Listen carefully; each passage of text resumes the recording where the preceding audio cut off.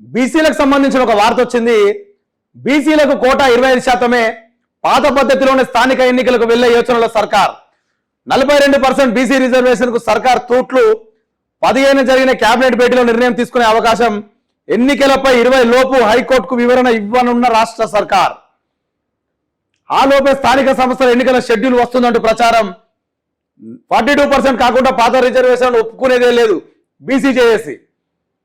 స్థానిక సంస్థల ఎన్నికల్లో 42% బీసీ రిజర్వేషన్ అమలు కాంగ్రెస్ సర్కార్ తూట్లు పొడిచేందుకు సిద్ధమవుతున్నది. పాత రిజర్వేషన్ ప్రకారమే ఎన్నికలు నిర్వహించేందుకు కూడా సమాలోచనలు చేస్తున్నది.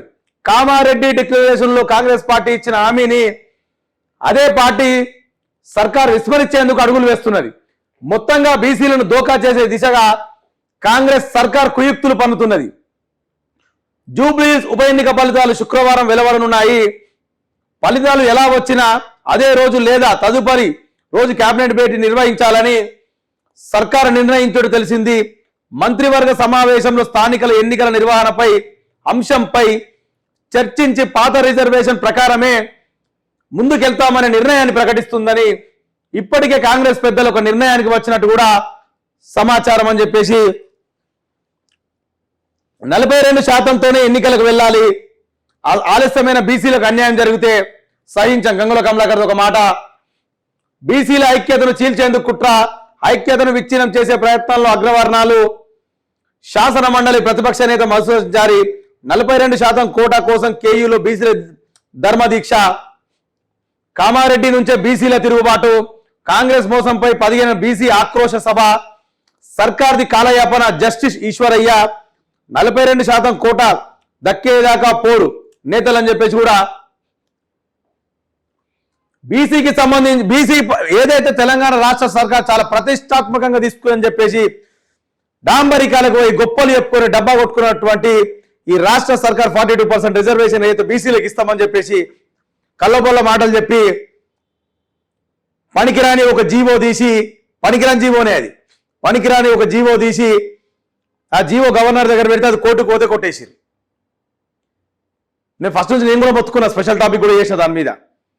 బీసీ రిజర్వేషన్ అనేది కాని పని ఇప్పట్ల. దానికి శాస్త్రీయ పరంగా రాజ్యాంగ పరంగా ఒక లెక్క పత్రం ఉంది చేయడానికి. అది ఎట్లా చేయాలంటే చెప్పిన మీకు ఆల్రెడీ ఉభయ సభల్లో ఏమంటారు రాజ్యసభ లోక్సభ ఉభయ సభల బిల్ పాస్ అయి రాష్ట్రపతి ఆమోదిస్తే కదా జరిగేది. దాని గురించి ఎవరు ఓట్లాడాలా? కాంగ్రెస్ పార్టీ ఎంపీలు, కాంగ్రెస్ పార్టీ ఎమ్మెల్యేలు, సీఎం పోయి ఢిల్లీలో పోయి ఆమరణ నిరాహార దీక్ష కూర్చుంటే అప్పుడు బీసీలకు న్యాయం జరుగుతుంది తప్ప ఇది గాలి మాటలు అని చెప్పేసి తేలిపోయింది. పాత పద్ధతిలోనే స్థానిక సంస్థలు. పాత పద్ధతి అంటే ఏంది?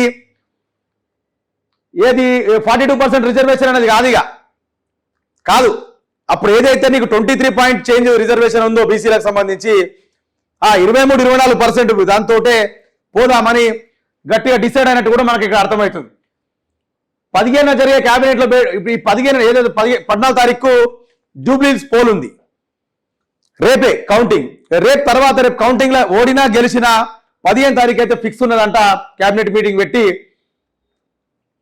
ఎన్నికలపై 24 లోపే హైకోర్టుకు వివరణ ఇవ్వనున్న రాష్ట్ర సర్కార్. కేబినెట్ మీటింగ్ పెట్టి ఈ 24 తారీఖు లోపే రాష్ట్ర హైకోర్టుకి వివరణ ఇవ్వాలి సర్కార్, గవర్నమెంట్. లేకపోతే డైరెక్ట్ హైకోర్టే పెట్టేస్తుంది ఎలక్షన్స్. దాంట్లో మొహమాటం ఏం లేదు. ఆ లోపే స్థానిక సంస్థల ఎన్నికలు వస్తున్నట్టు ప్రచారం. బీసీ జేఏసీ మాత్రం పాత రిజర్వేషన్ ఒప్పుకునే ప్రసక్తి లేదని చెప్తుంది. మీరు బీసీలకు ఏదైతే మాట ఇచ్చారో 42% రిజర్వేషన్ అని, ఆ మాట ప్రకారమే ఎలక్షన్ జరిపియాలా. బీసీ లేదా మీరు బీసీలకు అన్యాయం చేసిన వాళ్ళు అవుతారు, మేము ఊర్లో పోటీ మేము తిరగనీయమని చెప్పేసి కూడా బీసీ జేఏసీ కూడా గట్టిగా వార్నింగ్ ఇస్తున్నట్టు మనకు తెలుస్తున్నది. ఏదైతే కామారెడ్డి నుంచి డిక్లరేషన్ ఇచ్చిర్రో 42% రిజర్వేషన్ అని, అందుకే ఈ 42% రిజర్వేషన్ ఇవ్వకపోతే అదే కామారెడ్డి నుంచి బీసీల తిరుగుబాటు స్టార్ట్ అవుతుందని కూడా జస్టిస్ ఈశ్వరయ్య గట్టిగా వార్నింగ్ ఇస్తున్నట్టు ఒకటి అర్థమవుతున్న వార్త. ఇక్కడ గంగుల కమలాకర్ కూడా మాట్లాడుతుంది.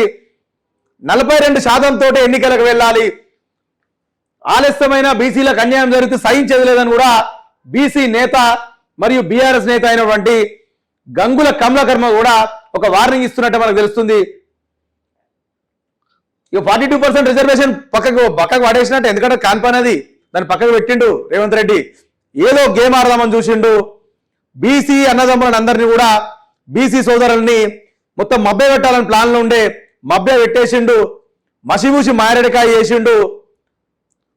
కథం ఇప్పుడు కథం కేల్ కథం దుకాణం బంద్ అన్నట్టు చేసి పడేసిండు. అనవసరంగా ఆ చేసేదేదో రాజ్యాంగ పరంగా చేసి ఉంటారన్న నీ మీద ఒక గౌరవం ఉంటుండే. రాజ్యాంగ పరంగా చేస్తారే కంసక ముఖ్యమంత్రి కష్టపడ్డాడు కదా, మా గురించి అది గౌరవం ఉంటుండే. చిన్నపిల్లలు చేసినట్టు చేసి, చిన్నపిల్ల ఆట ఆడినట్టు ఆడి లాస్ట్కి వస్తే బీసీల కూడా తలదించుకునే పరిస్థితిలా రాష్ట్ర కాంగ్రెస్కి రాష్ట్ర గవర్నమెంట్కి వచ్చిన దుస్థితి అలా. ఇక మళ్ళీ ఎట్లయినా పాత పద్ధతిలో మీరు పోవాలి. సరే, మీరు ఒకవేళ పాత పద్ధతిలో పోతే మరి బీసీ సోదరులు ఏ విధంగా మిమ్మల్ని రిసీవ్ చేసుకుంటారు అనేది కూడా మీరు ఎలక్షన్లకు పోతే ఆ సినిమా ఏందో మీకు అప్పుడే కనబడుతుంది. షేర్ చేయండి, లైక్ చేయండి, సబ్స్క్రైబ్ చేయండి. మరిన్ని వీడియోల కోసం బెల్ సింబల్ పై క్లిక్ చేయండి.